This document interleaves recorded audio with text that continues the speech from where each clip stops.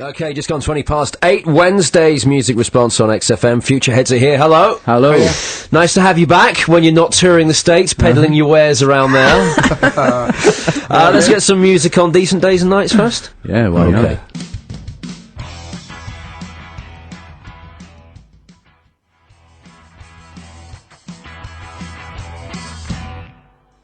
Futureheads on London's 104.9 XFM, playing live tonight on Music Response. So, it's been a while since you were here. I'm trying to remember the last time that you actually passed through this studio. It was like late summer, I think, last time you came and played for us. Good few months. Yeah. Totally. I guess the most recent thing you've done since then has been that Enemy tour, right? Now, we had Block Party in yesterday, because obviously they were one of your touring bands. Yeah. Who were the other bands? It was Kaiser Chiefs and the Killers. Right, and the Killers. Now, Block Party said that the Kaiser Chiefs were a little bit mean. That maybe they're getting a bit big for their own boots now. Oh, is that what they said? Yeah, I think they were joking, but just to just to qualify that, let's get the Futureheads perspective on this. I'd say we were the ones getting big for our boots on that. So everyone made it really comfortable for each other, in my opinion. Like everyone was good guys. So there was no kind of band rivalry going on. Not at all. It was. It was really nice to meet sort of three other bands that were so similar to us in a way. You know, everyone's sort of coming at things from the same point of view, and I don't know. Everyone has the same sort of sense of humour or whatever, and it was. I don't know. There was no competition. Talking of sense of humour, was there any kind of backstage antics going on? Because when you get like bands who are all kind of like at an equal level, they try to. There's more chance of them playing tricks on one another. I always think, rather than like a little support band and a big headline band. I don't know, I think there's a lot of mystery involved. People think about, when there's four bands touring together, they imagine there's a lot of kind of, japes and trickery, but all the bands are pretty serious, and pretty, boring, sensible, boring people. Yeah. And we all look fitted in well together. There's so little time as well on a tour like that, because there's four bands and sound check becomes a sort of an ordeal every day. Yeah. And it's kind of like, I don't know, we had the occasional kind of chance to have a kickabout with the Kaisers, or to just sort of hang out and have a laugh or whatever, but it's mostly sort of in the moments leading up to going on stage or whatever, where everyone's getting together, because everyone's just all over the place at all of the moments. Well, if it's all serious next time, can you have some sort of bands conference where you can come up with rock and roll stories that you can tell to people like me, just to be entertaining after all the big gigs have taken place? We can do that. The Motley Crue. yeah, exactly. Just brush up on the dirt and then make out some of that happened backstage at the Astoria or wherever. I think most of the treats were to be had on stage, I suppose, rather than backstage. Now, if we look back, I remember when you came here before and we did a session, you were talking about the whole kind of DIY ethic of the Futureheads and how you'd done it yourself and where you were at that point. Obviously, the 2004 ended, you were in the top 10 polls in Time Out and Enemy, and there was a few others as well, weren't there? Yeah. So was there? Obviously that made you feel really good. Was there anything that you think now that you didn't achieve in 2004, or was that the year where everything just fell into place? It was we spent the first half of the year not doing anything at all, really. Yeah. Not doing anything at all. Yeah. Rehearsing every day, pretty much, which we don't really count as doing anything, because no one knows. You're not playing any gigs, you're not doing any sessions, you're not recording anything. So we're just getting our acts together as a live band, getting as tight as we could be, and then from the second half of the year when the album came out, it started to gradually get more busy. But I feel like this year is going to be more of a kind of a full year of stuff for us to do. For example, we're pretty much busy up until November now. Yeah. Got everything sorted. We're playing loads of amazing festivals we've never played before, and we didn't play any. We played Leeds and Reading last year, but we're playing Fuji Rock Festival. That must be great though, because as you say, you spent 6 months at the start of 2004, kind of sitting around, and now February 2005, you can tell me pretty much what you're doing until November. That's a crazy rock and roll trip to be on, right? Oh yeah, absolutely. It's the best thing though. It's kind of what we've all been after for ages. It's sort of. The most important thing is that we're constantly playing shows or constantly kind of thinking about doing something else new. So, I don't know, we get to go to a lot of exciting places and play to people who've never seen us before, and there was a time when we didn't think we'd get to do that, so we're just enjoying it, really. Yeah. We need to talk a quick bit about Kate Bush before we play your version of Hounds of Love, right? Now, on the original version of Hounds of Love, they say lyric. It's in the trees. It's coming. Where's that? I don't know. We didn't know what. We just never.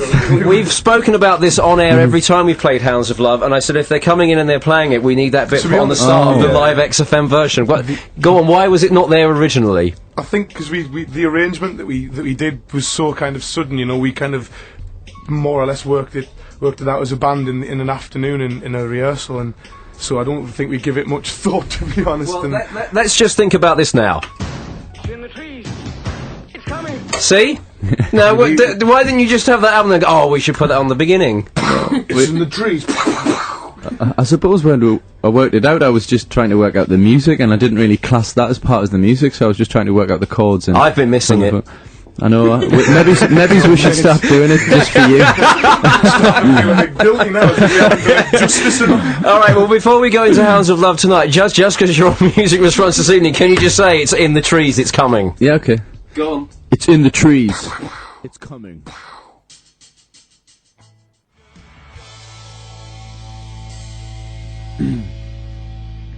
Live version of Hounds of Love from the Futureheads.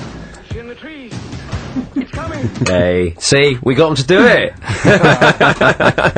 That single's finally out on Monday, so you'll need to go out and buy that on Monday when it comes out, right? Yeah. And what the stuff on the B-sides that they need to know about? Yeah, there's a vinyl coming out of it. Yeah, there's some really. Is it coloured vinyl? I think it's going to be. It's Oh, not, then it's not coloured vinyl, sadly, but there's some excellent remixes on the single as well. There's one by a new band called the Mystery Jets, who have kind of used things like boats and the kitchen sink as percussion items on Right. Pots and pans and a cello. Okay. It's very pretty, and there's a kind of like very dance floor kind of stomping, banging kind of remix that sounds amazing, very loud. Good. How are things going in the States? Because you've spent some time touring there, and the album is out now because it came out in December in the States, right? Yeah, so yeah, how are things shaping up over there? Things are going really well, you know, like we never, sounds like quite a trite thing to say, but we never really expected even be able to play shows outside of the northeast of England. Yeah. You know, like never mind tour England so many times and get the opportunities to go to America. And things are going really well. We're getting some good opportunities. We're playing the Coachella Festival. Next gig in New York's the Bowery Ballroom. It's like over 1,000 people sold out. Well, you did an in-store in LA a few weeks ago at Amoeba Records, right? So you're actually at the stage where you can go and do something at a record store and the people will turn up over there, which is great. Actually. Yeah, it was. When you think of doing an in-store, you don't sort of think of 300 people turning up somewhere, kind of there being a proper stage for you and a live band set up and everything. So that was quite a sort of unique in-store performance, really, as far as they all go. But I mean, America's, you know, it's sort of legendarily a challenge, isn't it, for British bands to go over? And I'm not really sure whether that's just because the last wave of British bands, the Britpop type groups, were a little bit too lazy to go over there and invest some proper time in it, or what? Lazy's one adjective that's spot on, yeah. But, I don't know, I feel like, we've only been over for like, 2 solid months, at the moment, and we're going back for a month shortly, and I feel like you get out of it what you put in, and there's kids there who are dying to see good British music, you know, and I don't know whether that's because sort of bands like Franz have knocked the door down for us all, but either or, I mean, the shows are going to be great out there. I queued up at the Space Lounge in Silver Lake to see you when I was there. They wouldn't let me in. That's how popular you are. You're joking. Couldn't get in. Queues down the street. I had to go to a bar opposite and drink in there without any live music. Oh, that was a good one. That was Steve Jones is a fan, and he from the Sex Pistols has got a little radio show out there, and that's he's right, playing that's you. right, Yeah, wow. That's his fault, making you too popular while I was out on the street. So there's a gig happening on Saturday, big issue benefit gig, right? Yeah. Tell us about that. It's at the Islington Academy. And the support band is the Subways, and it should be a thigh-slappingly good affair. I think because we were meant to do a big issue show in Brighton in September, and I sadly got burgled at home and we couldn't do the show. So this is to make up for it. Okay. And it's our last show in the UK, probably until May. So for us, it's going to be a tearful farewell. But, I'm looking forward to it. I mean, well, if you can fit in your busy schedule any other times to drop into XFM between now and November, with what's worked out, come back because you're always welcome. As long as you say it's in the trees, it's coming. We promise.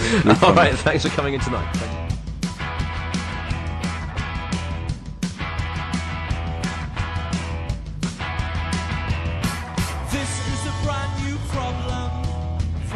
without any clues. If you know the clues, it's easy to get through. But you look confused and you don't know what to do. It's not true, you haven't got a clue. If you work it out, tell me what you find.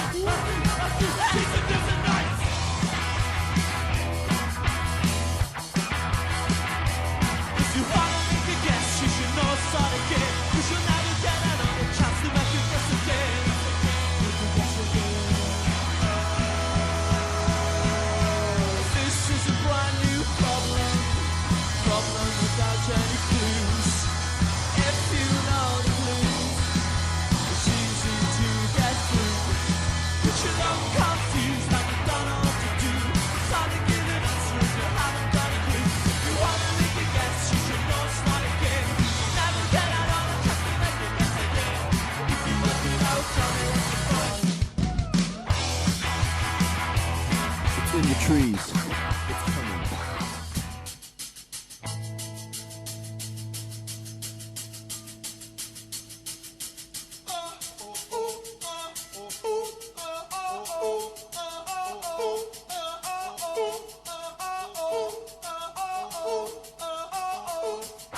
When I was a child, running in the night, I was afraid of what might be.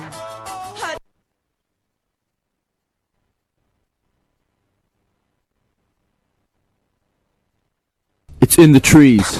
It's coming.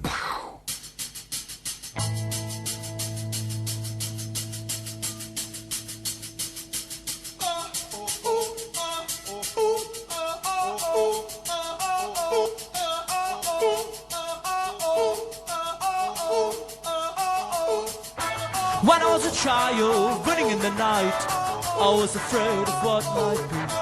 Hiding in the dark and hiding on the streets for and of what was following me. The hounds of love are calling. I've always been a coward, and I don't know what's good for me.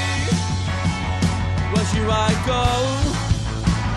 It's coming at me through the trees. Help me, someone, help me, please. Take your shoes off and I'll throw